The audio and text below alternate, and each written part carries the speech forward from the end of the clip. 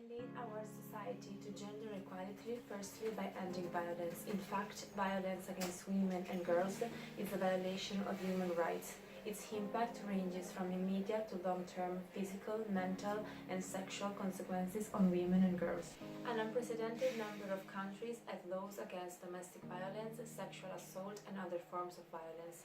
Not enough is done to prevent violence, and when it does occur, it often goes unpunished. A high number of women and girls today have undergone female genital mutilation, which is becoming a practice with global consequences, in particular among refugee and migrant women and girls.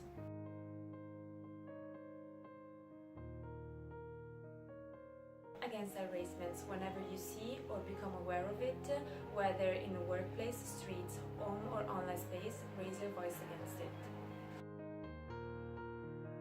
While the indicators point to a growing integration of women in the labour market, the same cannot be said for the family context, where small changes in roles have been observed. Although the gender gap in the care of children and in domestic work has narrowed over the past 50 years, it remains predominantly a women's responsibility.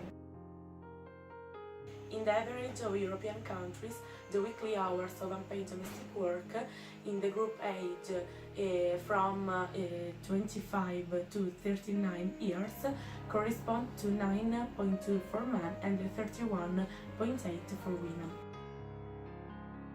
In order to increase the involvement of men in the family context, focusing on their responsibilities as fathers, the Nordic countries were the first to design policies for the family, adopting political policies and designating parental leave schemes.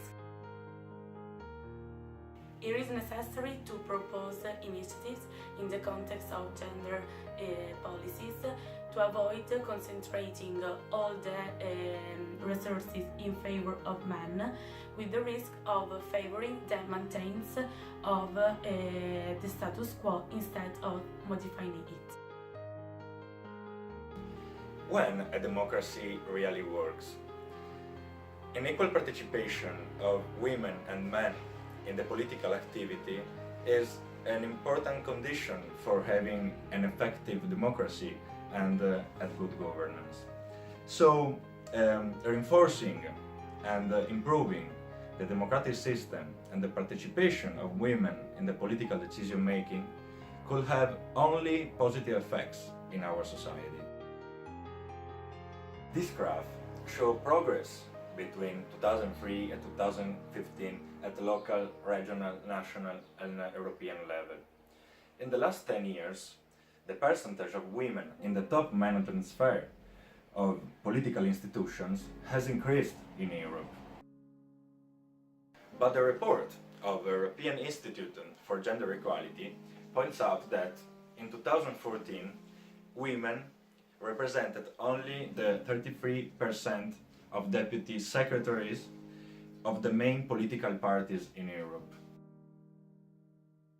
Therefore, several European Union member states have increased their commitment to gender equality by introducing mandatory and voluntary gender quotas, and this has to go on. And then, come on, who has always decided to wage a war to resolve an issue? A man or a woman? More female leadership is what the world really needs.